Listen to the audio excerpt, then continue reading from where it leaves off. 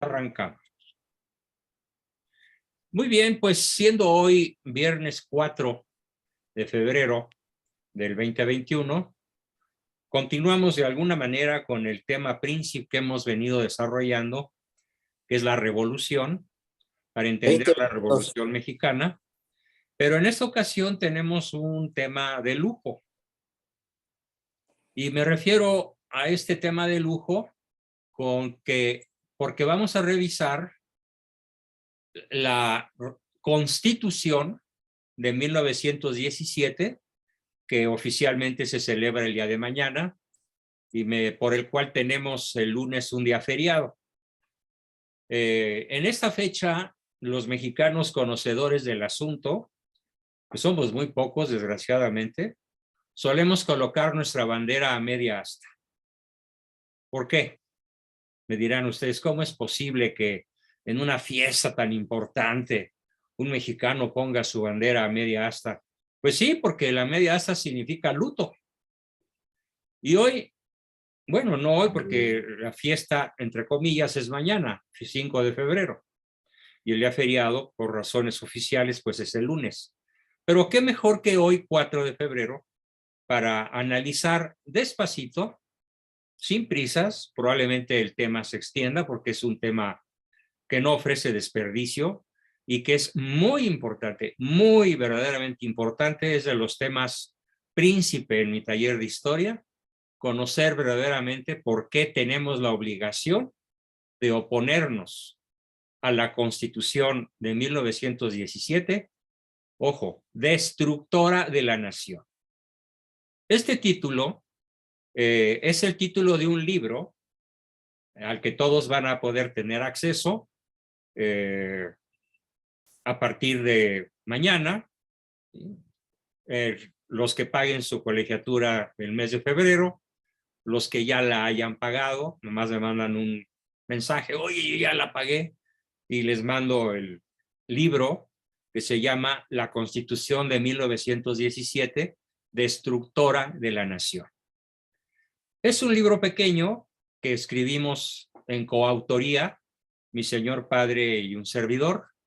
Él escribió un libro bastante largo y con muchas disquisiciones de orden, digámoslo así, legal, pero yo le quité lo legal porque era muy farragoso, estaba escrito, digamos, para intelectuales, y el resumen que yo hice, incluso pues con su autorización, mucho antes de que él muriera, me enfoco prácticamente en lo histórico, en la forma mediante la cual la Constitución, yo suelo llamarle la prostitución, de 1917, se ha encargado de destruir a la nación, literalmente. Nada más antimexicano que la Constitución de 1917, entronizada, celebrada, realizada por el Consejo, por el Comité o como se le quiera llamar, prostituyente de 1917 en la ciudad de Querétaro, concretamente en el Teatro de la ciudad de Querétaro. Y les voy a dar un dato muy interesante. Más de la mitad de los constituyentes eran analfabetos. No sabían leer ni escribir, literalmente. Era gentuza, era la es del pueblo, pero armados, o masones, o comecuras, o revolucionarios, o sátrapas, o tiranos, y uno que otro intelectual por ahí de sesgo comunista. Porque a la par de ese suceso, pues en Rusia ya había efervescencia por el comunismo, que encabezaba en aquella época tan triste para Rusia, de Vladimir Ilich Ulyanov, mejor conocido como Lenin, que haría el desastre ruso más grande de su historia con la Revolución Rusa. Aquellos vientos ya llegaban a México y basado entonces en personajes que eran gavilleros, que eran asaltantes, que eran ladrones a alto nivel, armados, que se encargaron de destruir vidas, haciendas, que se encargaron de destruir al México que don Porfirio Díaz había alejado con una moneda, con el dólar a 50 centavos, con una economía que era la envidia de Europa y que era un país que se podría denominar como el cuerno de la abundancia. La revolución, como yo le llamo la revolución, exterminó toda aquella belleza para dejarnos un México con 1 millón de muertos mínimo y con una serie de sátrapas que desde 1910 a la fecha se han encargado de seguirnos sumiendo en una especie de antinación. Esto se entiende mejor si les explico el contenido esencial de este libro que yo resumí a partir del libro de mi padre, con todo respeto y veneración, para poderlo hacer del alcance y del consumo popular. Así que, repito, todos los que ya hayan enviado su cuota de febrero o los que estén por enviarla, lo tendrán en su WhatsApp personal para que lo disfruten, lo estudien, lo aprendan, lo dominen y lo puedan compartir con su familia y hacer patria. Hacer patria es librarnos de la maldición de esta Constitución. No celebremos entonces una inicua, que es el colmo de la iniquidad, ¿sí? El colmo de lo contrario a equidad es inicuo, inequidad, pero en forma brutal, en forma, yo diría, luciferina. Es una constitución inicua y perseguidora de la población mexicana creyente y de sus ministros de culto. Los cardenales, los obispos, los sacerdotes que osen oponerse a lo que vamos a ver que es el ADN de este terrible documento. Bien, ¿cómo se puede interpretar esta legislación que ataca lo más profundo de la identidad del pueblo mexicano, que es la religión católica? ¿Qué elementos pueden servir para leer esta Constitución? Hay un autor, Romero de Solís, que es un crítico histórico que ya murió, un católico ferviente, amigo de mi padre, propone unas claves para entender este documento de la Constitución de 1917.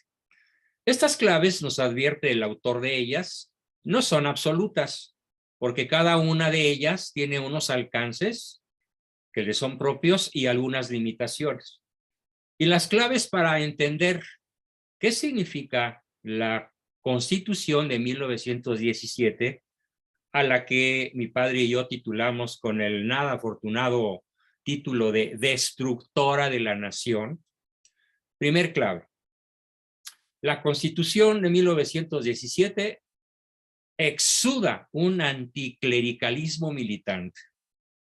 Entendiendo por anticlericalismo todo aquello que se opone al clérigo, al sacerdote, al sacerdocio, pero no al protestante, no al hinduista, no al vudú, no al yoga, sino en especialmente dirigido contra el sacerdocio católico.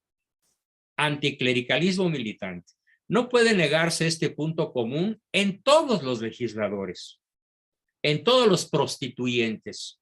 Basta recordar los epítetos utilizados en las sesiones contra los sacerdotes, algunos de ellos impublicables, en un castellano brutalmente hiriente y ofensivo, y el modo de describir su estilo de vida y su vida privada. Podemos decir que cada una de aquellas sesiones de los prostituyentes de 1917 resumaban y exudaban anticlericalismo, anticatolicismo, particularmente contra los sacerdotes. Fue, por supuesto, el semillero que dio origen a lo que sería la persecución religiosa que lanzaron todos los revolucionarios desde 1910 hasta 1936, desde Madero hasta Cárdenas, pero con énfasis especial dos de ellos, Álvaro Obregón y Plutarco Elías Calles. Sin que los demás hayan sido hermanitas de la caridad, también perseguidores, pero destacan esos dos personajes que acabo de mencionar. Ese ambiente que se creó en esta serie de aquelarres masónicos para redactar la Constitución de 1917 fue el caldo de cultivo intelectual e ideológico que dio origen a la persecución religiosa, que a su vez dio origen a otro de los temas fundamentales que habremos de ver con muchísima alegría y también con cierta tristeza por el triste final, que es la Guerra Cristera.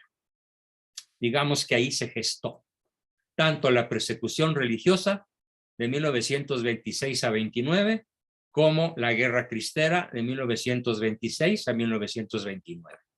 Segunda clave para entender la Constitución. Hay una persecución anticatólica, ojo, legalizada. ¿Con base en que 5 personajes del clero mexicano actual, incluyendo al cardenal Carlos Aguiar Retes, arzobispo primado de México, ¿por qué están amenazados de cárcel en un dictamen que ya salió? Porque la persecución está legalizada. En los artículos de la Constitución, ¿sí?, se responde a las exigencias masónicas y del protestantismo norteamericano de aquella época. Están vigentes hoy. Las exigencias masónicas y las exigencias del protestantismo norteamericano. La masonería domina la política mexicana desde el siglo XIX, con la caída de Iturbide en 1824, a manos de los masones, por supuesto. Y muchos revolucionarios se formaron a su sombra. ¿Sí? El protestantismo que había penetrado en México, portando con sí mismo el ideal de una sociedad que le ofrece al hombre liberado del dogma católico. Fíjense, el hombre liberado del dogma católico le ofrece una plena realización. Es el modelo estadounidense de time is money. Destruyendo un aspecto de la identidad mexicana, como se denunció tantas veces por un famoso periodista de apellido Pallavicini, que era el único personaje que llegó a oponerse a la forma como se redactaron los artículos. Por ejemplo, el artículo 3, donde la educación tiene que ser laica y gratuita, pero entendido por laica, atea, materialista y desde el punto de vista filosófico, positivista, que es como se han educado muchas generaciones de niños mexicanos que entran a la escuela kinder, primaria, secundaria, preparatoria y universidad y que son formados en las filas del laicismo ateo, que es militantemente anticatólico. Si ustedes quieren saber el porqué del triunfo de Morena, con 35 millones de chairos, aquí está el origen, en la Constitución. Un niño mexicano bautizado, llevado a la iglesia por sus padres, durante su niñez y tal vez su adolescencia. Después, en la adolescencia y en la juventud, patas pa' que os quiero, y rompen con la ida a misa, el sacramento, la confesión, el rosario y demás. ¿Pero por qué? Porque han mamado desde el kinder hasta la universidad, ¿sí?, el odio a la Iglesia Católica, que es el tercer elemento que nos señalan los intelectuales que analizaron esta tremenda obra satánica, el odio a la Iglesia Católica. Surge una y otra vez en el Congreso el argumento histórico, ojo, lo voy a decir despacito, del papel opresor de la Iglesia en la época colonial y sus contubernios con los conservadores. La Iglesia, sigo hablando como revolucionario, la Iglesia es un enemigo para la patria, porque buscando sus intereses religiosos, controla la vida social, política y económica. Ataca la soberanía de la nación cuando clama por la intervención de otras potencias extranjeras en la vida nacional. ¿Cuál otra potencia extranjera? El Vaticano, que es un huevito de 2 kilómetros cuadrados que no tiene armas ni la posibilidad de invadirnos, pero ni de sainete, que clama por la intervención de otras potencias extranjeras en la vida nacional. En fin, que mantiene postrado al país con sus mentiras y engaños, impidiendo la libertad, el desarrollo de la inteligencia y la evolución de las instituciones. Este fue el discurso de los prostituyentes de 1917 para sacudir a la población mexicana del yugo opresor, brutal de la Iglesia Católica y darnos la libertad.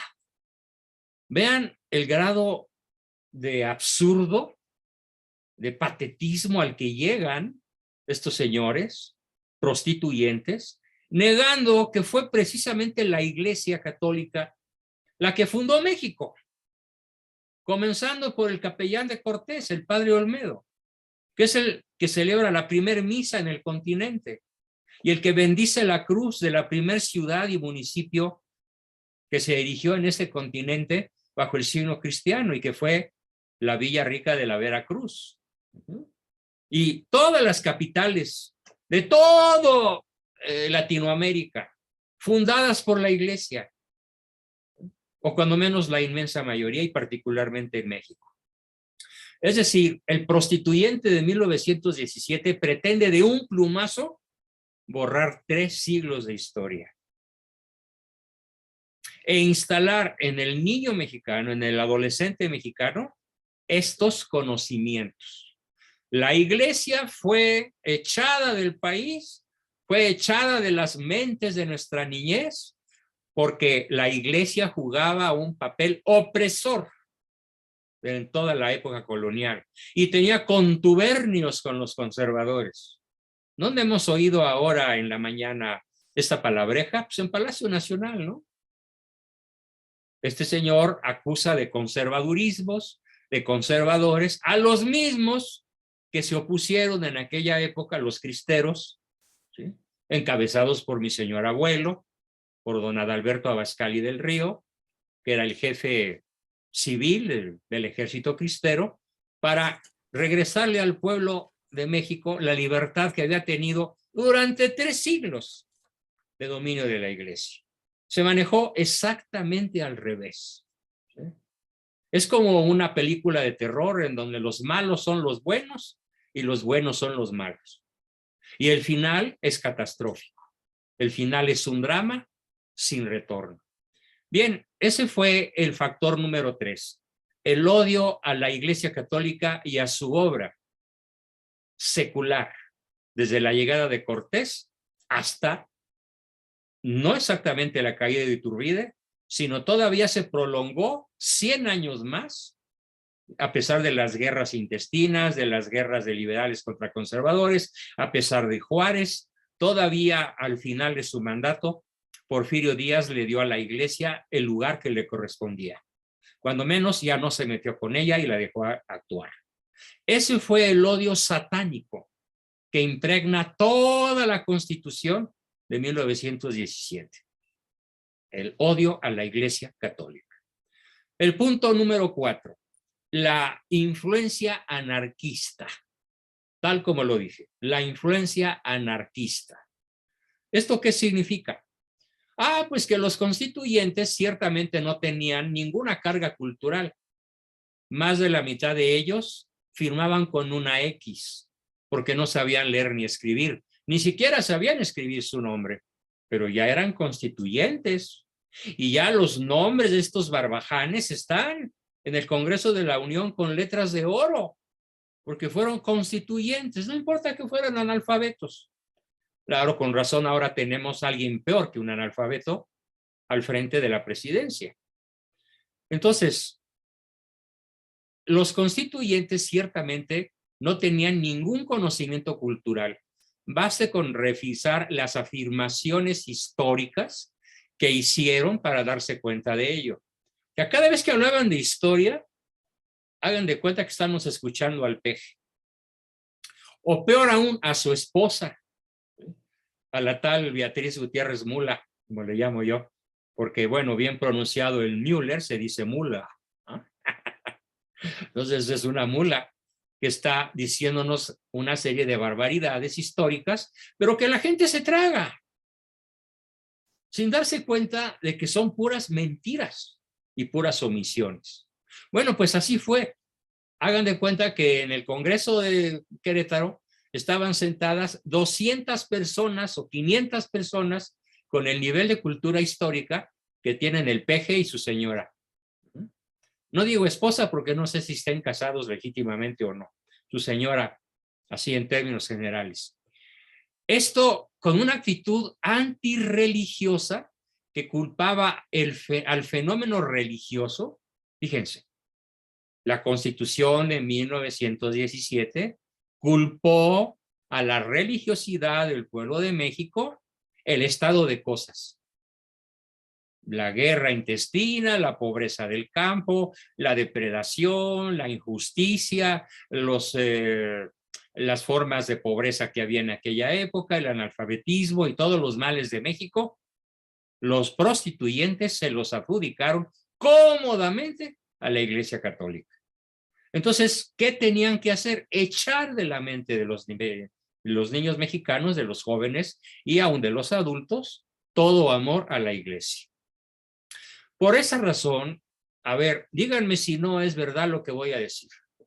En su propia familia, muchas personas, su marido, su hijo, su hermano, su abuelo, su papá, su tío, su conocido, su pariente dice, yo sí creo en Dios, pero no creo en la Iglesia Católica. ¿Cuántos hay así? Nos rodean. Sí creo en Dios, pero eso que ir a la iglesia cada 8 días y confesarme con un cura que puede ser más pecador que yo, no, la verdad no. Así es la inmensa mayoría del pueblo de México. ¿Quién hizo esta barbaridad? La Constitución. ¿A través de qué? De la educación laica, positivista y materialista, que es el siguiente punto. La herencia positivista. Aquí la palabra positivista no tenemos que interpretarla en el sentido de pensamiento positivo, de pensamiento, digamos, favorable y optimista. No, no, no. La herencia positivista se refiere a uno de los peores errores intelectuales que la humanidad haya cometido.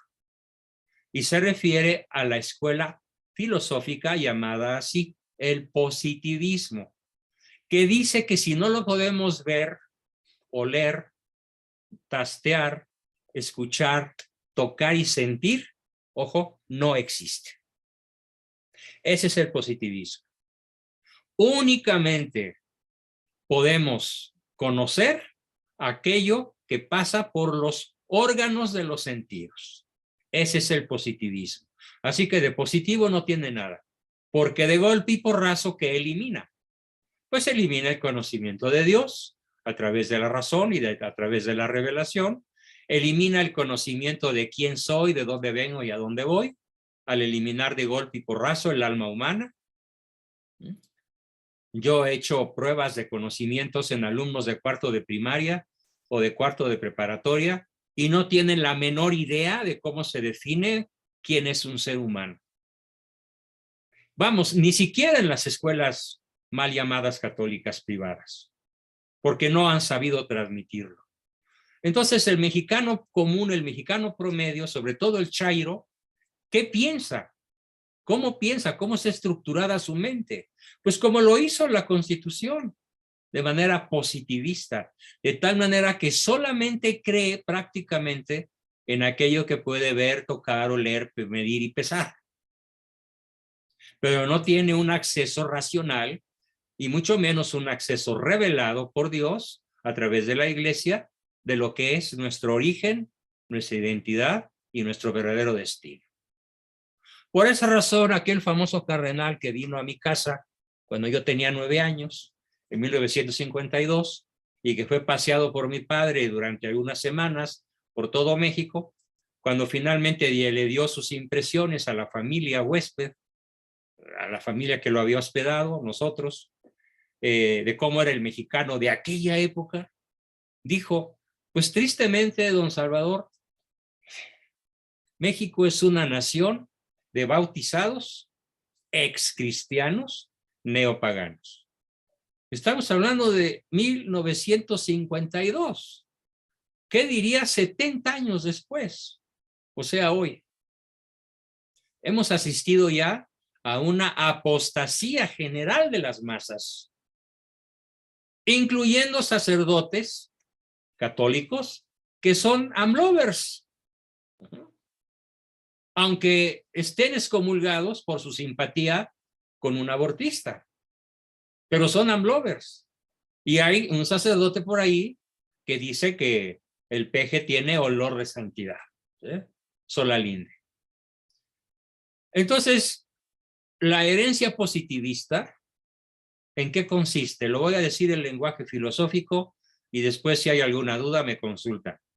Es la proclamación de la ciencia como única bienhechora de la humanidad, donde el orden y el progreso serán las características de la nueva sociedad, sin religión, sin Dios, sin alma inmortal, sin el espíritu.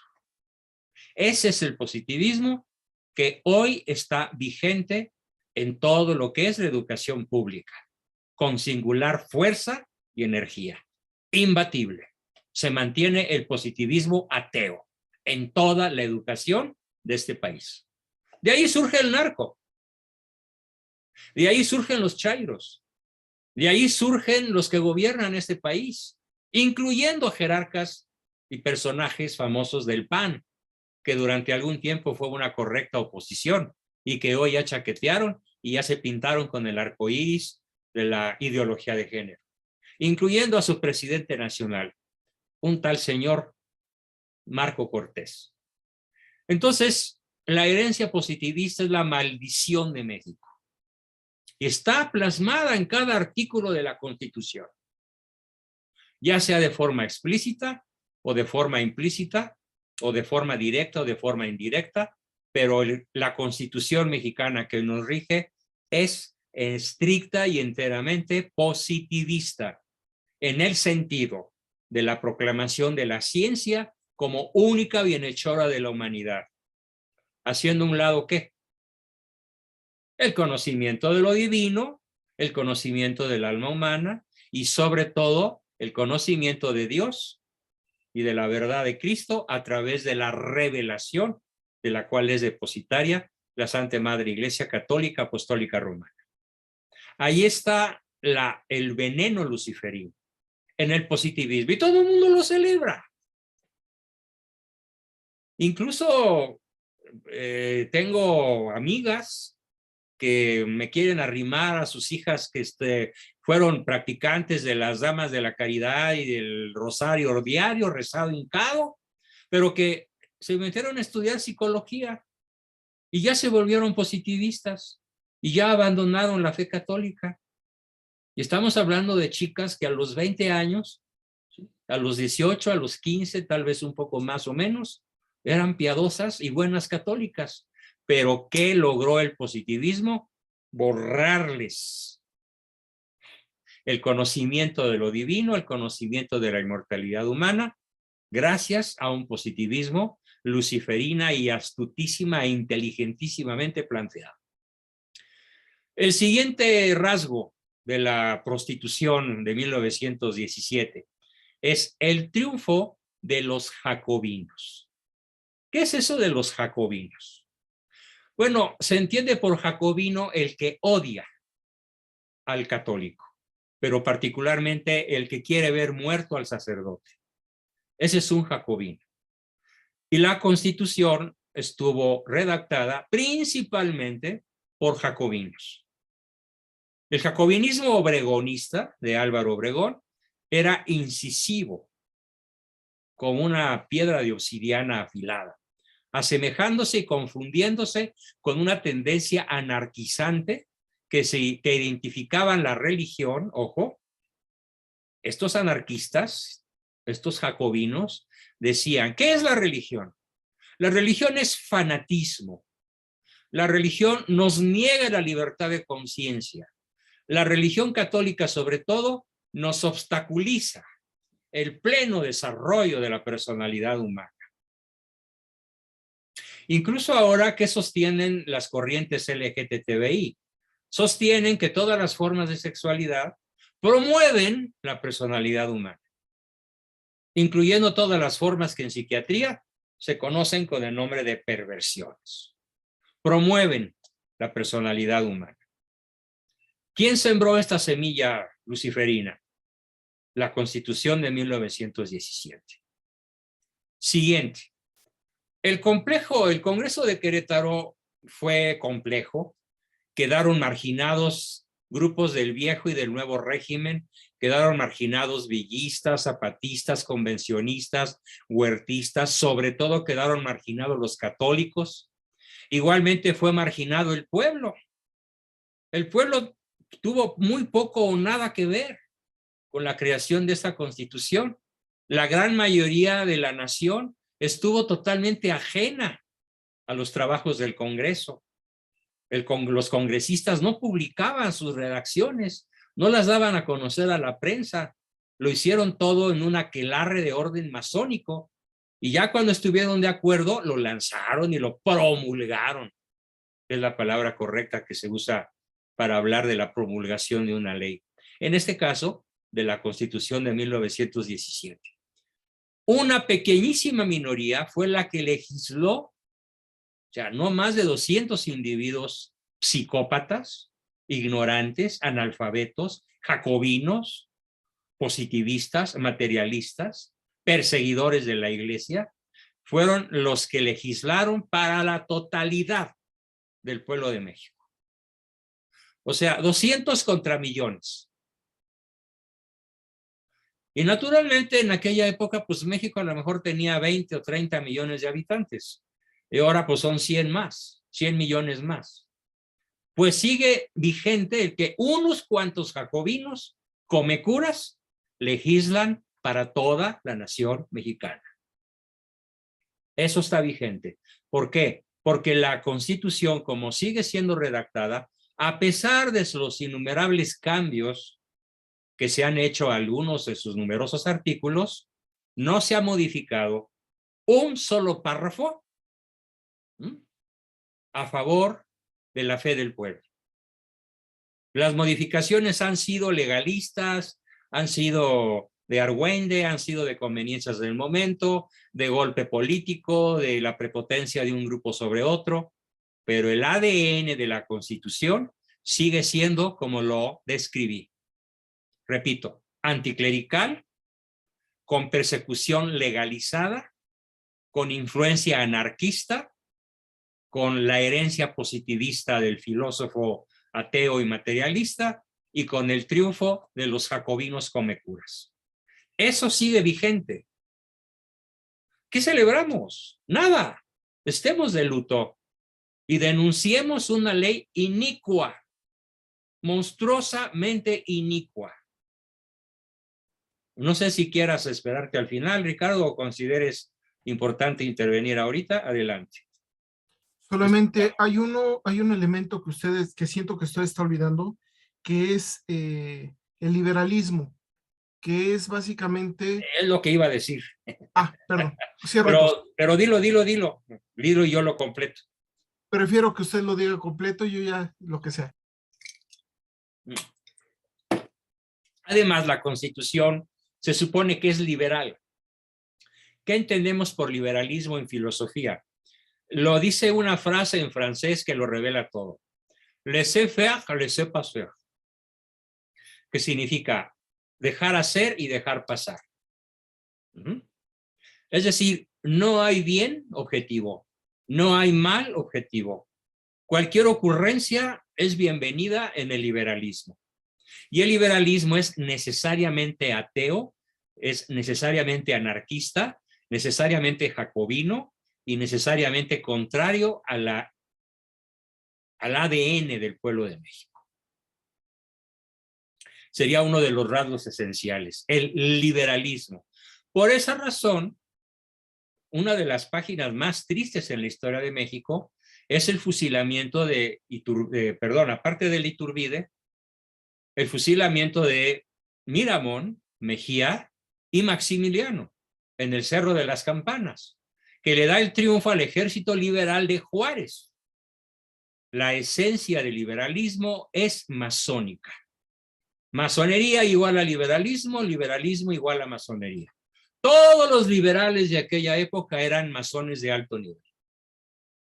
Y eran tan ferozmente perseguidores de la iglesia en México que a pesar de las súplicas de las logias europeas para que las logias mexicanas encabezadas por Juárez, liberales, no asesinaran a Maximiliano, ni a Miramón, ni a Mejía y les perdonaran la vida, no se dieron.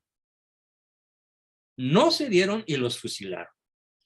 Y desde el triunfo de los ejércitos liberales contra los ejércitos conservadores que dirigía don Miguel Miramón, etapa que ya analizaremos en el taller, se instaló en México la dictadura de la masonería y del liberalismo, y todo lo que hemos dicho del jacobinismo y de la destrucción del ADN del pueblo de México. Vía Constitución. Si se me pasó algo sobre el liberalismo, mi querido Ricardo, si puedes completarme, por favor. Continúo. Muy bien. El Congreso, pues, de Querétaro dejó fuera a todo el pueblo y fue una minoría que estableció una dictadura. Y es una dictadura constitucional. ¿Y en qué consiste esa dictadura? Bueno, consiste en los 7 pactos que desde 1929 nos tienen bajo un sistema dictatorial, en el cual ellos se repartieron el territorio, ellos se perpetuaron en el poder, incluyendo a Fox y Calderón, y no se diga ellos descristianizan a la nación, ellos desvinculan a la familia, ellos dejan de improductivo al campo, ellos odian la ciencia y la tecnología. Ya lo vimos lo que dijo el Peje. Para hacer un pozo petrolero nada más hay que hacer un hoyito en la tierra. No tiene ninguna ciencia. Y está visto que este presidentucho odia la ciencia y la tecnología, detesta el conocimiento, pero no es el primero. Es un rasgo del revolucionario. Es un rasgo del prostituyente, del constituyente, comenzando porque eran dignos antecesores del actual presidente por analfabetos. Entonces,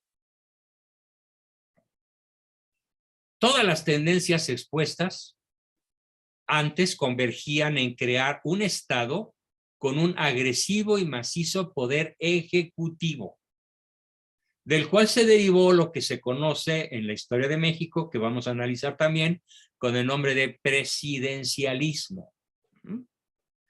El presidencialismo que le confiere al presidente un poder omnímodo, como el que han tenido todos los presidentes, desde Abelardo L. Rodríguez, no se diga Álvaro Obregón, Lázaro Cárdenas, Pascual Ortiz Rubio, todititos, hasta el actual, que probablemente es el más dictatorial de todos los que hemos tenido en la historia de México, incluyendo a Juárez y a Santana.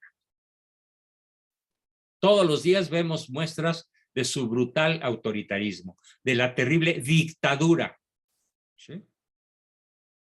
Bueno, todo esto, este proyecto de dictadura fue ratificado por el Congreso a extremos insospechados, que establecía la dictadura constitucional y en forma permanente. ¿Cómo lo denominó un gran ideólogo sudamericano de nombre Vargas Llosa? Lo describió con 2 palabras: la dictadura perfecta. Eso es México, la dictadura perfecta. ¿De quién? De los jacobinos, de los ateos, de los masones, de los que se dedican a destruir todos los días, de una manera así y de otra también, la esencia del alma mexicana. Ese es verdaderamente el objetivo de la revolución. Los masones mismos ofrecen una explicación de su brutal influencia en la Constitución de 1917. Es decir, vale la pena qué nos dicen los masones en documentos, en declaraciones, en discursos que ellos mismos han proclamado. Por ejemplo, en Noticieros Televisa, en la Ciudad de México, el 3 de febrero de 1917, hace apenas 4 años más un día, ellos dicen: en los noticieros Televisa a las 9 de la noche. La francmasonería dejó su huella indeleble en la Constitución de 1917. Continúo. Está el masón hablándonos hace 4 años. Desde el inicio de la segunda mitad del siglo XVIII, la masonería empezó a figurar en México. Provenientes de España, los primeros grupos masones se sumaron a criollos y mestizos atraídos por las ideas liberales y positivistas. La francmasonería llegó a México desde antes de la independencia y sus principios humanistas permearon todos los movimientos revolucionarios. Primero se organizaron en conservadores y liberales tras la independencia mexicana. Se transformaron en los partidos conservador y liberal. Objetivo: destruir a la Iglesia Católica en la mente y en el corazón del pueblo de México. Ahora vemos nuestro triunfo. Palabras dichas en Televisa hace 4 años a las 9 de la noche por un masón de alto nivel. Y continúo. Desde 1825 empezaron a circular las propuestas del reconocimiento de los derechos ciudadanos. Poco después, integrantes de ambos grupos dieron origen al rito nacional mexicano. Nuestro héroe ínclito y máximo, don Benito Juárez García, fue la principal figura de la masonería. Los masones han participado en todas las revoluciones de México, desde la Revolución Insurgente, encabezada inicialmente por el cura Hidalgo, hasta la Revolución de Reforma y el maravilloso movimiento social que culmina con la Constitución Liberadora de 1917. No está hablando un católico, no está hablando mi padre, no estoy hablando yo. Son sus propias palabras. Así es como ellos cantan su triunfo, ya con absoluto desparpajo ante la nación entera. Los masones, Patricia Galeana, directora general del Instituto Nacional de Estudios Históricos y de las Revoluciones de México, el INERM, explicó sobre la masonería que fue un movimiento clave desde la Revolución Francesa, las independencias de todos los países latinoamericanos, hispanoamericanas y desde luego de México.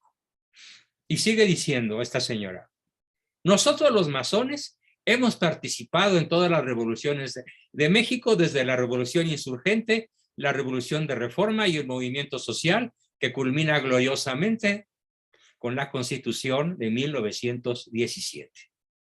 Bueno, de estas logias masónicas, ahora ya es comentario mío, de estas logias masónicas habrían surgido las leyes constitucionales que contribuyeron a la formalización de una tiránica estructura centralizada del país.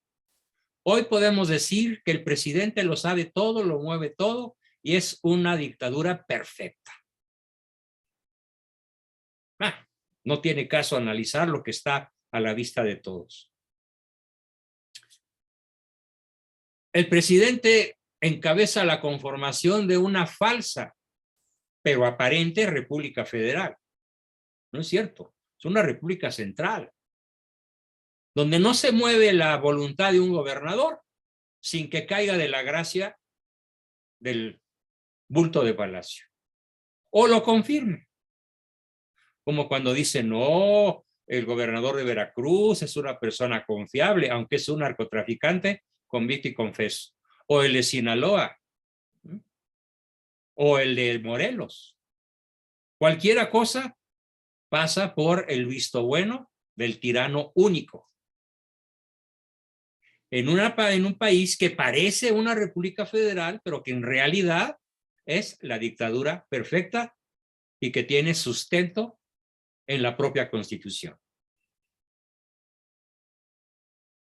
Entonces, de las logias masónicas surgieron las leyes constitucionales que formalizaron la estructura tiránica centralizada del país y la conformación, repito, de una falsa pero aparente república federal, de aspecto soberano, absolutamente falso, de una nación independiente sujeta a USA de modo perfecto, con una división de poderes en legislativo, ejecutivo y judicial, pero en donde de todas maneras, y lo estamos viendo hoy en la mañanera, ¿sí?, el poder judicial y el poder legislativo hace lo que el ejecutivo le manda.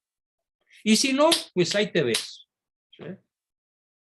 Ya ahorita el único órgano que podría medio defender al pueblo de México, el INE, está por desaparecer y ya tuvo que obedecer, ¿sí?, un mandato del Ejecutivo que definitivamente es patético y absurdo.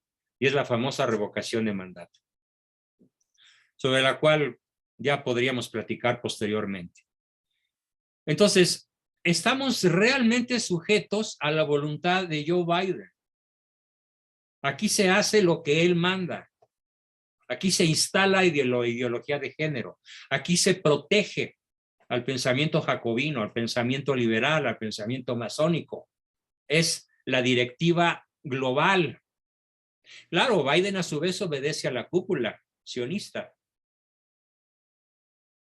El Congreso Constituyente de 1856, o sea, varias décadas antes, también había sido dominado por masones.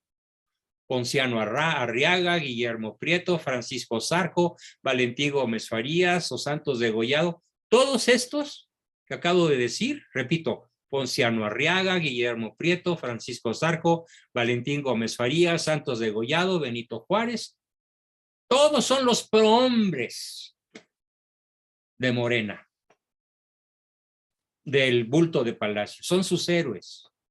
¿Por qué? Porque son masones. Y porque desde esa constitución de 1857, la masonería ha pretendido gobernar México con un sesgo constitucional y federal sin serlo.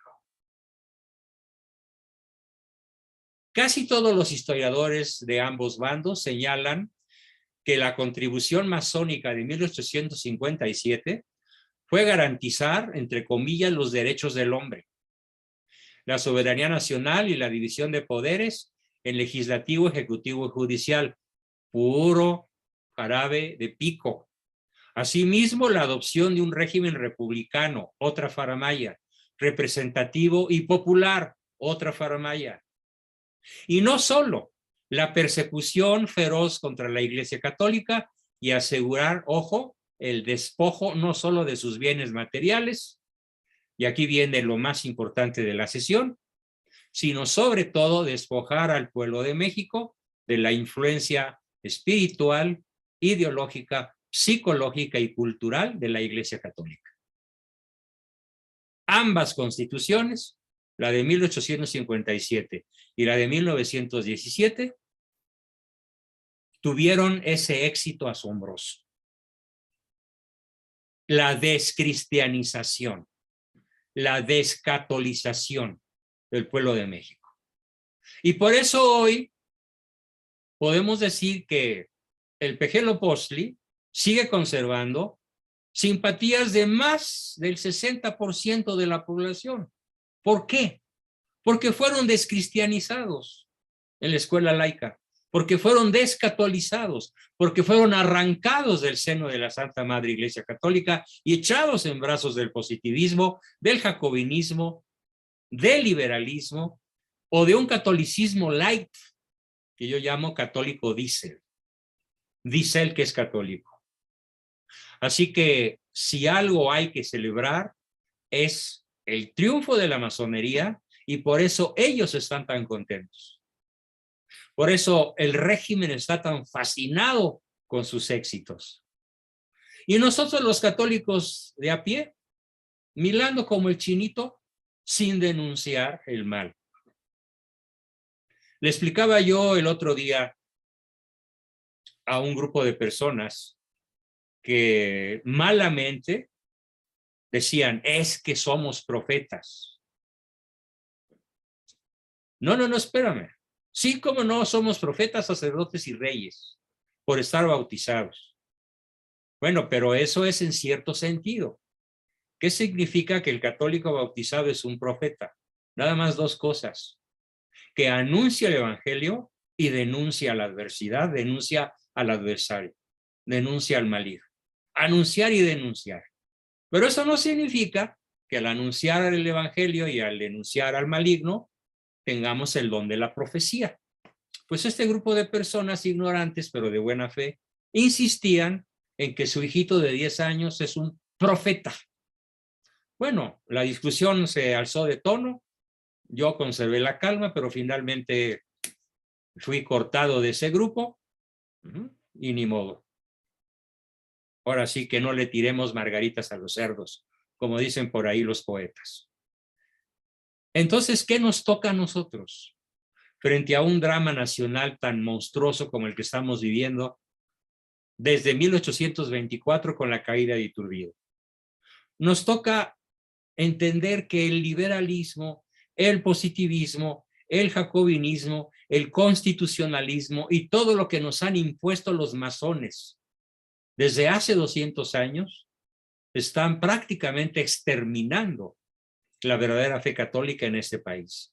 Y hoy puedo decir que somos unos cuantos los verdaderos católicos. Unos cuantos. Claro, el INEGI va a decir que son 92 millones. Pero si somos 9 millones, somos muchos.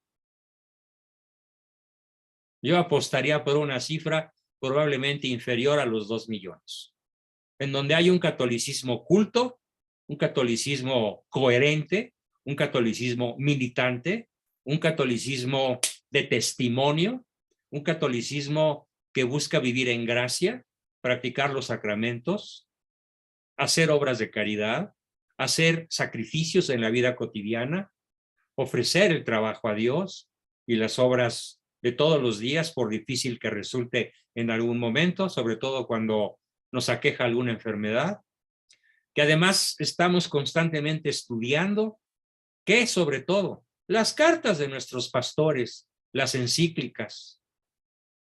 En la próxima sesión vamos a ver qué nos dicen los papas sobre la cuestión que acabo de plantear al hacer esta crítica demoledora, pero con bisturí, de esta nefasta prostitución que hoy tiene a la nación mexicana por el pescuezo y ahogada y casi sin respirar. Bueno, pues mis queridos amigos, esta fue mi exposición del día de hoy y pasamos, como todos los lunes, a sus preguntas, comentarios, aportaciones y demás. Adelante, por favor. Sí, Ricardo, te escuchamos. A ver, primero, en cuanto al el positivismo y las famosas expresiones, es que el libre desarrollo de la personalidad, pues esos fueron precisamente las excusas que puso el ministro Saldívar, Arturo Saldívar, de Infame sea la memoria,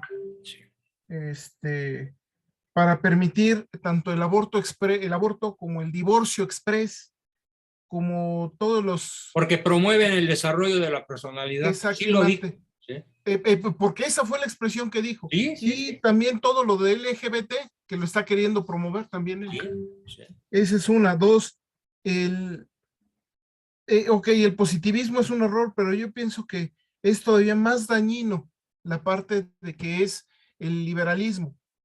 De hecho, yo mismo lo reconozco. Yo pensé que el liberalismo era bueno, e inclusive hasta había pensado que algunas de las encíclicas papales de León XIII y de Pío, no me acuerdo de quién, que habían hablado en contra del liberalismo, pensaba que estaban mal. No. Ya me he puesto a estudiar. Las vamos a ver en detalle la próxima vez. Sí, ya me puse a estudiar y de verdad que es satánico. Punto final. O sea, no hay... El positivismo es un error filosófico. El liberalismo es una mentira satánica descarada. Es la misma tentación del paraíso a Adán y Eva. Sí. Tú serás dueño de la legislación sobre el bien y el mal. Sí. Es lo mismo, eso es el liberalismo. ¿Sí? Y me he quedado impresionado porque literalmente eso me di cuenta, tiene menos de 6 meses que me di cuenta. Y me he quedado frío por el nivel de mentira que hay. Yo la verdad es que creo que es todavía más peligroso que el positivismo, es el liberalismo. Sí, claro, claro. pero bueno, Sí, porque el positivismo se contenta con el mundo de las ciencias. Y el liberalismo invade la familia, invade la religión, invade el alma misma de la persona. Sí. Su Y usted dijo, ideología, su manera de pensar y de actuar. usted dijo de que Plutarco Elías Calles y Obregón eran los más grandes enemigos de la iglesia. Así es. Yo creo que En peores esa enemigos época, fueron, en esa época. y en esa época yo creo que peores fueron Garrido Canaval y Cárdenas. Cárdenas por su aparente calma, pero por debajo dio más golpes inclusive que Cárdenas, digo que Calles o que Obregón. Bueno, Y y ya Garrido les Canaval, platicaré próximamente con muchísimo orgullo quién echó de México a Garrido Canaval. ¿Lo sabes? no, ¿Quién lo derrotó en Tabasco, en su tierra? no. Su abuelo. ¿Mi papá? No, mi abuelo no, mi padre. Ah, y lo último, en Proceso, Será una historia que los va a fascinar, ya verán. en la revista Proceso, si ustedes buscan conservador en la revista Proceso, van a encontrar las palabras ultraconservador y enemigo de la libertad a Salvador Abascal. Infante, así es. Nada más dicen Salvador Abascal en Proceso, no le agregan. Yo digo Infante porque pues hay un Carranza que es mi hermano. Salvador Ok, Abascal ya, Carranza es mi hermano. ya, Otro ya. soldado en la misma trinchera que yo. Que Sí, tuvo un problema de un infarto cerebral que lo dejó casi sin habla. ¿Sí? Si no, ya lo hubieran escuchado ustedes. Durante algún tiempo él era un gran apoyo en mis conferencias, grupos y talleres, pero desgraciadamente sufrió este ataque y pues perdió en gran medida su facultad de hablar. Está volviendo a aprender a hablar. Sí, va recuperándose, pero todavía no como para dar una conferencia. Pero es un gran ideólogo. De hecho, yo puedo decir que mi hermano Salvador es mi maestro en filosofía y en política. y un último, conseguí 2 libros sobre la historia de las constituciones mexicanas, escrito por ellos mismos, y hablan de que la de ellos mismos en la de 1917 dicen que fue la obra maestra del humanismo masón.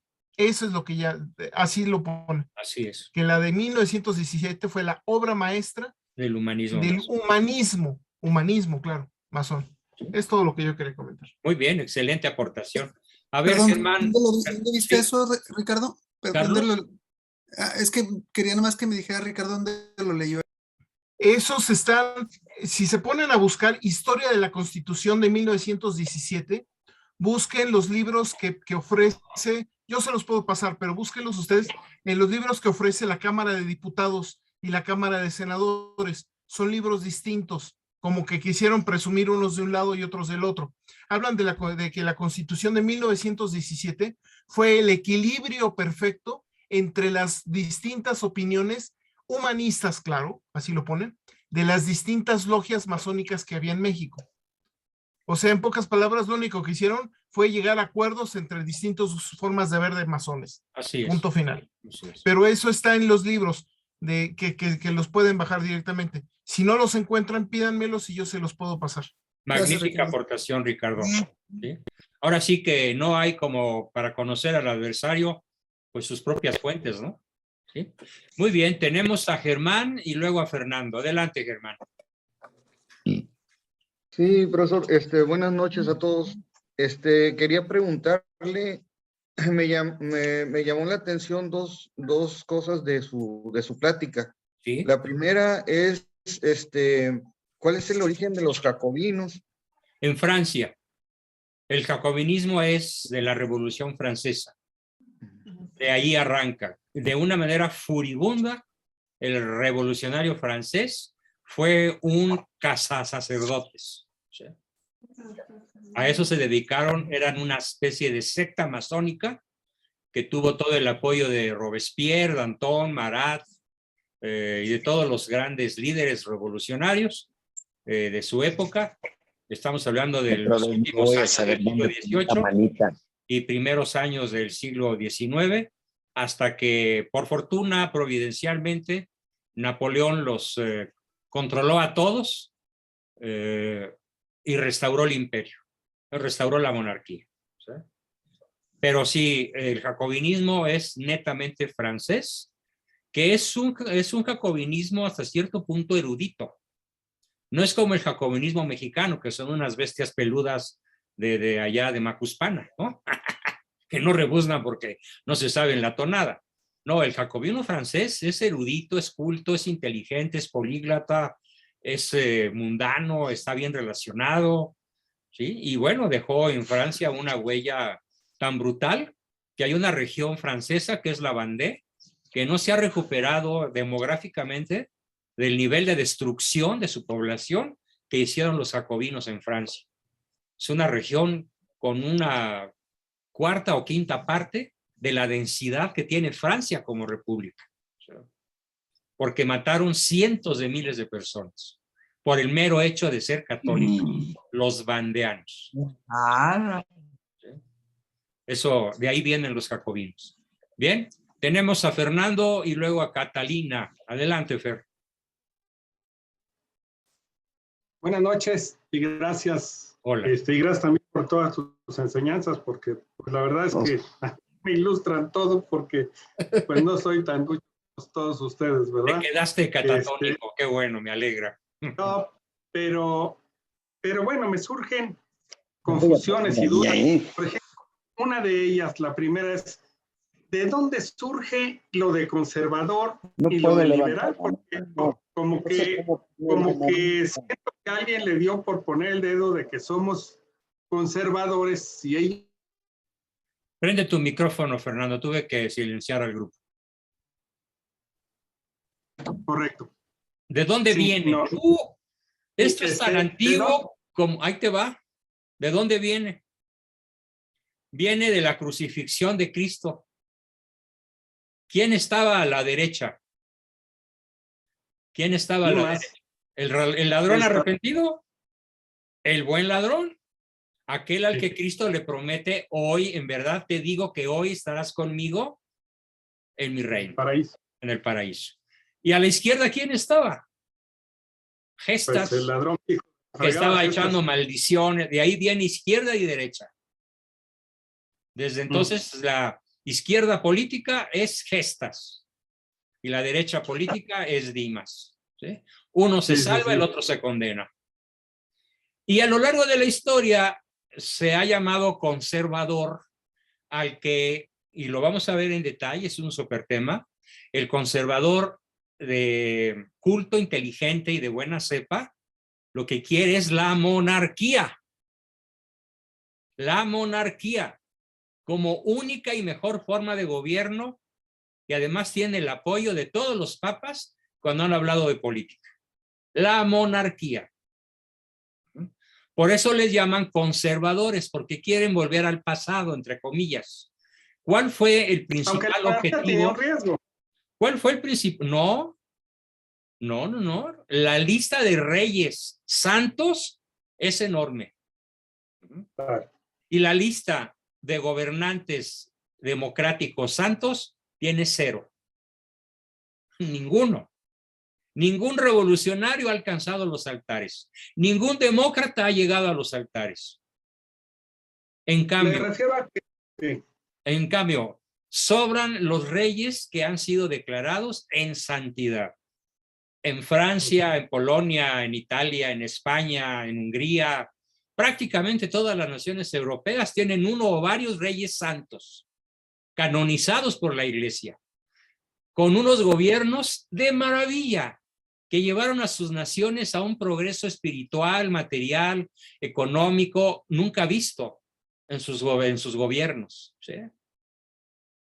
Entonces, la forma óptima del gobierno de las naciones es el gobierno del rey, que es un rey, que es una persona sabia y virtuosa. Virtuosa y sabia, las dos. Porque cuando el rey es sabio pero no virtuoso, es un déspota. Y cuando es virtuoso pero no es sabio, es un ignorante.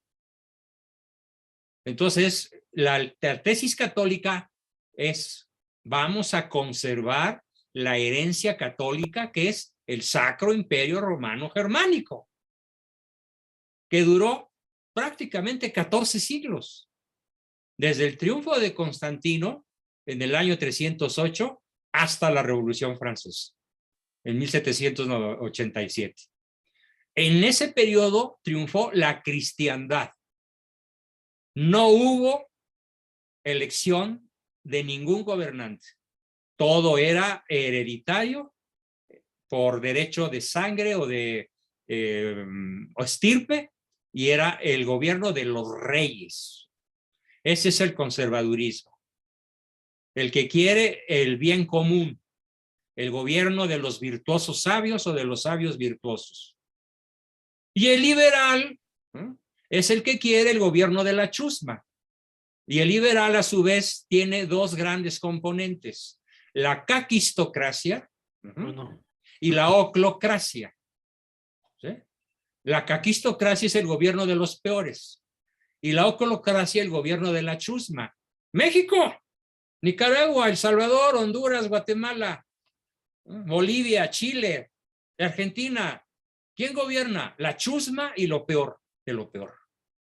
Democráticamente electos, mangos, mis polainas. Es una imposición del alto mando sionista. Este me gusta para presidente. Por bruto, por comecuras, por ignorante, por manipulable, por narco, va el peje. Y lo ponen, simulando, como lo dije, una elección o manipulándola para que quede el que ellos quieran que quede. Esa es la trampa del liberalismo contra la corriente conservadora que quiere el retorno del rey, como gloriosamente lo plantea en su trilogía cinematográfica Tolkien en su famosísima serie El Señor de los Anillos. La película 3 se llama así, El Retorno del Rey, que es el que realmente sabe gobernar a las naciones en nombre de Cristo.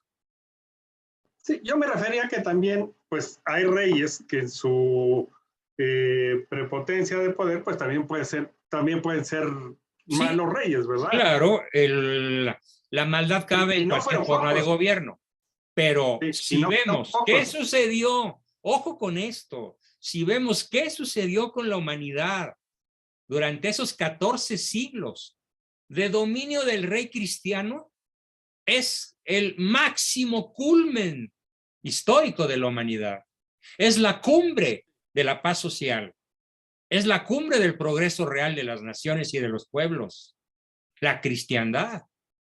Que claro, los que no saben historia, pues no saben ni qué onda es eso de la cristiandad. Lo habremos de explicar. ¿Sí? Es muy importante entenderlo. ¿Qué más? No me quedó clara la parte del positivismo, perdón. El positivismo consiste en que solamente los datos positivamente aportados por los sentidos son creíbles. Únicamente lo que ves, lo que hueles, lo que gustas, lo que escuchas y lo que sientes existe. Todo lo demás no existe. Eso es el positivismo. Entonces Dios no existe, el alma no existe, el amor no existe. Ok, y por último, ese es el positivismo. Sí. Todo esto que estamos viendo, pues nos lleva a una visión caótica. ¿Caótica? Sí. Nos conduce al caos. Cuando yo veo que pues de alguna manera tenemos la fe, la esperanza y el amor, que pues nos tienen que llevar a una visión diferente en la forma de la lucha. Ok, todo esto va a suceder, pero el poder del demonio pues no prevalecerá sobre la iglesia, ¿verdad? O sea que nosotros tenemos que luchar, como tú dijiste, no ser católicos mediocres ni pasivos, sino activos, proactivos y también formados, porque si no estamos formados estamos perdidos en el hoyo. Exacto, pero luchando, sirviendo y con una visión de decir, bueno, luchamos con lo que tenemos, Dios también hace su obra, no nos va a dejar volando en la loma, ¿verdad? No, claro, pero el punto de partida, perdón que te interrumpa, Fer, el punto de partida es este. Si tú y yo y todos los que estamos aquí más todos los que se nos sumen, no hacemos nuestro casi nada, Dios no hará su casi todo. Claro, correcto. Totalmente de acuerdo. Sí, pero digo, es que estamos viendo una situación, sí, y es real, gravísima. Está pasando caótica, pero yo siento que no nos podemos hundir, digamos, emocionalmente y mentalmente. No, cero hundimiento, cero pesimismo. Conocemos el resultado final del partido, ¿no? Sí, eso. Es el punto. Es el punto. Sabemos por anticipado que Cristo va a triunfar y que la cabeza de la serpiente será aplastada por María. Promesa hecha. Y quizás no lo vamos a ver. ¿Eh? Y a lo mejor nos toca. No sabemos, a lo mejor nos toca. A mí me encantaría estar ahí. Claro. Aunque claro, muchas a mis 80 casi lo dudo mucho, ¿no? Sí. Pero bueno, tú tienes 30 menos que yo, espero que te toque. No, nomás tengo 6 menos. ¿A poco? 5 menos.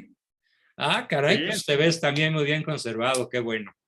Bueno, tenemos a Catalina y luego a Leonardo. Adelante, Katy. Sí, buenas noches. Justamente ya contestó 2 de mis dudas, que era el conservadorismo, el conservador y el liberalismo. Solamente me queda una duda, cuando habla de sionista o sionismo, ahí sí de plano me perdí, no sé exactamente. Ahí te va, y aprovecho este espacio que todavía me queda para explicar el gran drama de la humanidad. El sionismo es una corriente que se gesta desde nuestros primeros padres, desde los primeros hijos de Adán y Eva, que consiste en una interpretación antropocéntrica de lo que va a ser el Mesías. Acuérdate que recién caídos en pecado, a Adán y Eva, Dios Padre les promete un redentor. Y promete que una virgen aplastará la cabeza de la serpiente. Entonces se dan a partir de ese momento 2 corrientes históricas adversarias que tienen 6,000 años en pugna desde el principio de la historia. La corriente antropocéntrica que dice que el Mesías será un guerrero que les va a dar al pueblo de Israel el dominio de la tierra. ¿Por qué? Porque Dios nos escrituró el planeta. Si quieres ver por qué piensan ellos, lee el Génesis. Con mucho cuidado. Todo lo que le dice Dios a Abraham es interpretado por los sionistas como la promesa de que Dios nos escrituró la terre entière, dicho en francés, la tierra entera. Ok. Ese es el sionismo. ¿Qué tiene hoy el sionismo? ¿Qué tan poderoso es el sionismo? Bueno, pues para que tengas una idea, el sionismo tiene el 95% de la riqueza real de la tierra en su poder. Riqueza bursátil, riqueza petrolífera, riqueza en diamantes, en litio, riqueza en territorio, en armas, en banco. 11 familias dirigen al grupo sionista. Wow. Rockefeller, Rothschild, Cunan Lowell, Goldman Sachs, Lazard, Morgan, George Soros, que es el que tiene América Latina apergollada con todos sus proyectos a favor del aborto y de la ideología de género. Entonces, el sionismo es radicalmente opuesto al cristianismo, que es la otra corriente. El cristianismo triunfó durante 14 siglos, desde la instalación de Constantino el Grande como emperador triunfante sobre Magencio en la batalla del puente Milvio, en donde empieza la cristiandad con Constantino, hasta la derrota de la cristiandad a manos de los revolucionarios franceses jacobinos. En ese periodo de 14 siglos triunfó la cristiandad. Y quedan pedacitos aquí y por allá. ¿Sí? A lo mejor queda un pueblito en Michoacán o en Guanajuato donde realmente hay católicos, aunque sean pueblerinos, auténticos. ¿Sí? Y tal vez uno que otro universitario por aquí y por allá, un sacerdote por aquí y por allá, no la mayoría, que realmente tienen formación, ministerio, apostolado que anuncian y denuncian, pues ya no son muchos. Y vemos cómo muchos se quedan callados ante el desastre actual, prefieren la comodidad del silencio. Y luego los que hay los quieren encarcelar. Exactamente, a los 4 que se atrevieron a la cárcel, ¿no? Sí. Ok, doctor, muchas gracias por su explicación. Bueno, claro que es así como que abuelo de pájaro, sería un macrotema muy complejo. El sionismo tiene muchos recovecos, tiene mucha historia, ¿sí? Y es el amo de la tierra en estos momentos. ¿Sí? Bien, pero tenemos necesitamos ese tema. ¿Perdón, Fernando? Necesitamos ese tema. Claro que lo necesitamos. Claro que por ahí viene ya pronto. Tenemos a Leonardo Gutiérrez. Sí, no sé si me escuchen. Buenas noches. Sí, te escuchamos bien, Leonardo. Pues mira, continúo en lo que me quedé la vez pasada. Quería yo comentarles en relación con la cuestión liberal. Encontré un libro de la editorial Minos, que luego pasé el dato, pero parece que no llegó en un mensaje. Es un libro que está interesante, se llama El yugo liberal en México. No sé si conoces al autor Alfonso Navarro, es de Minos. Caray, ¿el yugo liberal en México? Así se llama, el yugo liberal en México. ¿Perdón? Está interesantísimo, eso no lo conocía, la verdad. No, mira, como tengo todos los libros que me has hecho favor de enviar, en este momento, para hacer el comentario, le acabo de quitar el celofán, pero una cosa muy interesante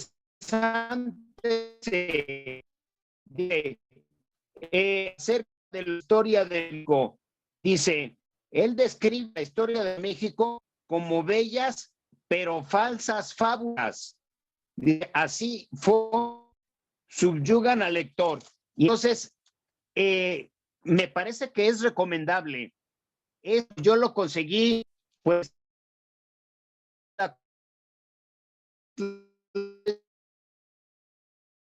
Se corrompió tu sonido, feo. Es importante, pues. Síguele. Ay, qué barbaridad, es que me ha estado fallando mi celular. Bueno, no te preocupes. No sé si ahora ya se escucha. Ya alcanzamos a oír lo último. Sí. Ponos la recomendación en el chat, por favor, para buscar que adquiramos el libro los que podamos, ¿sí? Sí, exactamente. Entonces, pues lo voy a poner y pues realmente lo que tenemos que seguir es pues uniéndonos todos los católicos, pues para que la verdad se conozca, ¿verdad? Tenemos que anunciar y denunciar. Sí. Entonces, pues, oye, también lamento conocer en este momento que tu hermano Salvador sufrió de ese infarto. Sí. Antes de que entraran estos últimos sinvergüenzas, bueno, antes de que entrara Peña Nieto, yo asistí a una plática que dio tu hermano Salvador, muy interesante. Y ahí estuve platicando y conociendo un poquito de tu familia, él nos estuvo platicando. Sí. Pues un saludo cuando lo veas de parte de Leonardo Gutiérrez. Con mucho gusto. Gracias, Leonardo. Tenemos aquí una pregunta de Margarita Esquinca, muy buena pregunta, que dice, ¿qué relación apocalíptica tienen el sionismo y la masonería?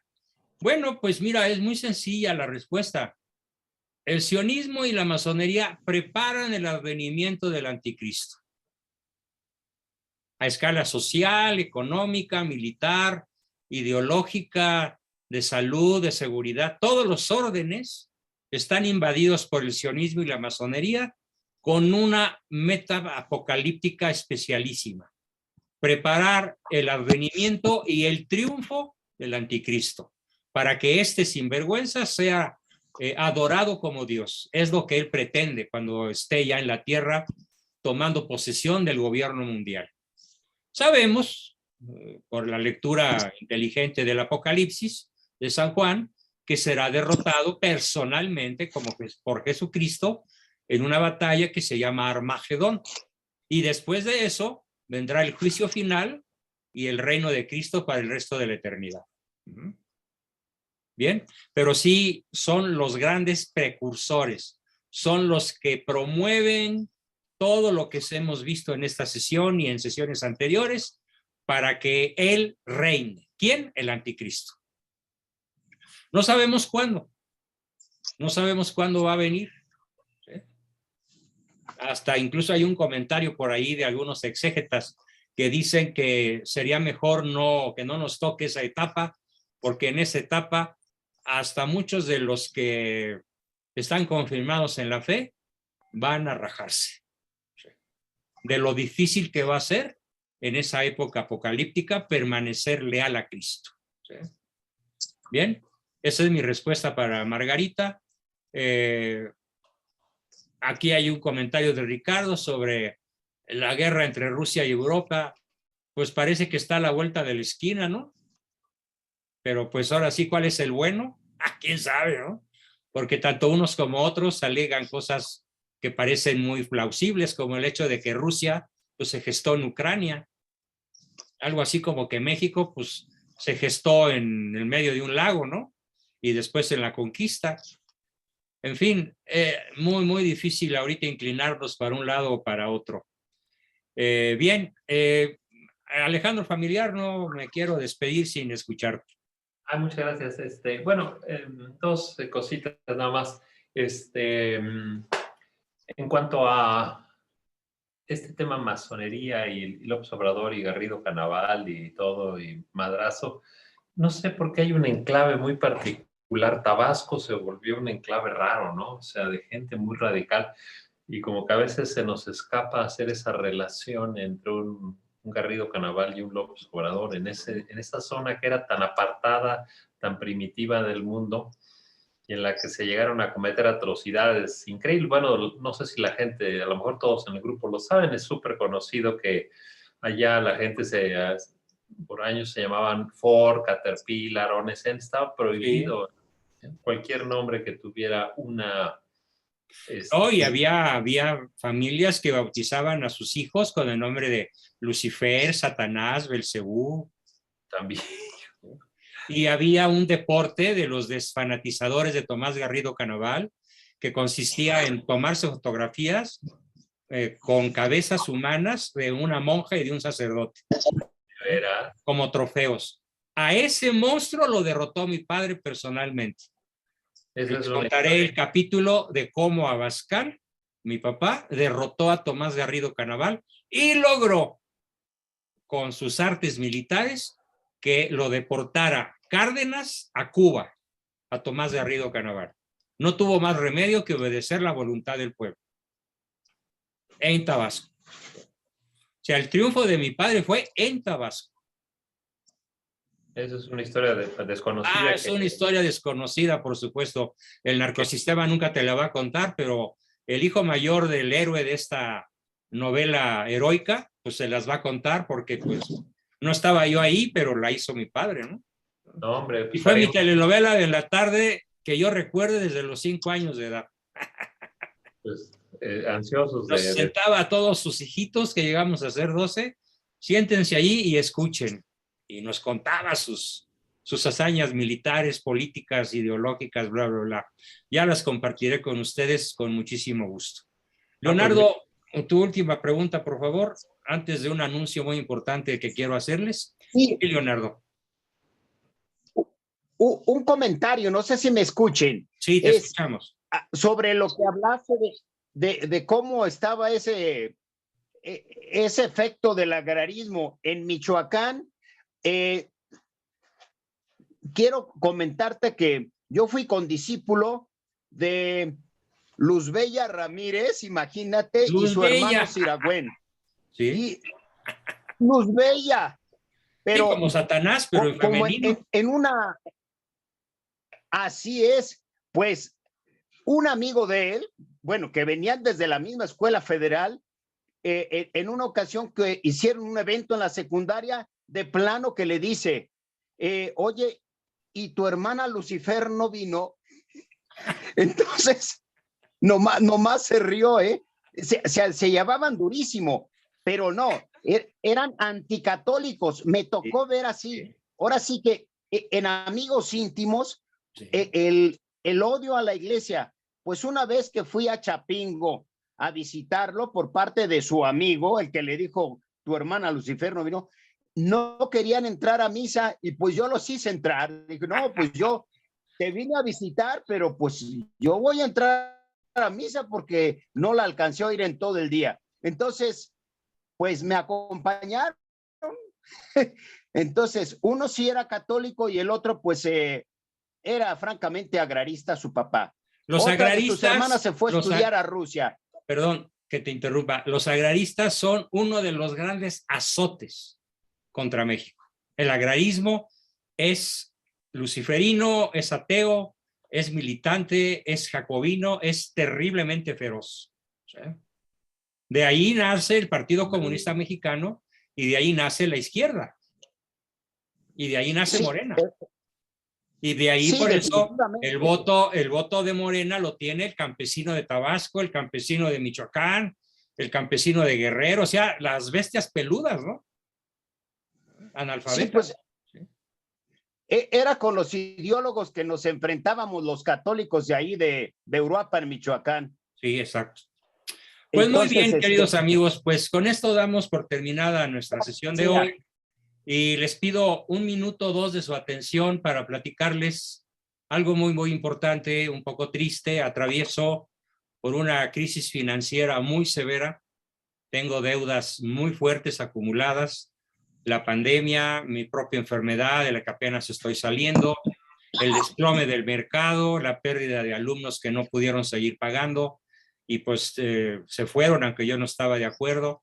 Incluso a muchos de ustedes les he ofrecido becas o la paciencia de esperar su pago, pero mi súplica de esta sesión es que ojalá me ayuden, por favor, a disminuir o atenuar la dramática situación en la que me encuentro con el pago de su colegiatura de febrero y desde luego con este libro que hoy empezamos a analizar, que será sin costo para todos aquellos que ya estén al corriente o se pongan al corriente en esta semana. Bueno, entre hoy viernes y el próximo viernes, este libro les será enviado de forma gratuita. El que se refiere al análisis a fondo de la Constitución mexicana, destructora de la nación. Bien, les pido por favor su generosidad, su ayuda. Si alguien tiene aturada la carreta igual que yo, dígamelo por favor y llegamos a un buen acuerdo. El chiste es que sigan todos sin defeccionar, sin darse de baja por razones económicas. Pero acuérdense que el dinero es el último de los valores, ni duda cabe, pero el primero de los medios, porque con dinero chilla la manteca y baila el perro, ¿no?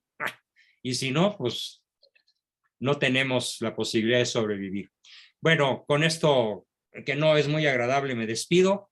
Muchísimas gracias a todos por su vibrante presencia, por su entusiasmo y bueno, pues nos vemos el lunes. Los que les toca el lunes próximo, y luego el miércoles y nuevamente el viernes próximo para continuar con el análisis más a fondo, con más pelos y señales de este nefasto acontecimiento que es la promulgación de la Constitución de 1917 y sus consecuencias socioculturales, religiosas, sociopolíticas, económicas en estos momentos de nuestra historia.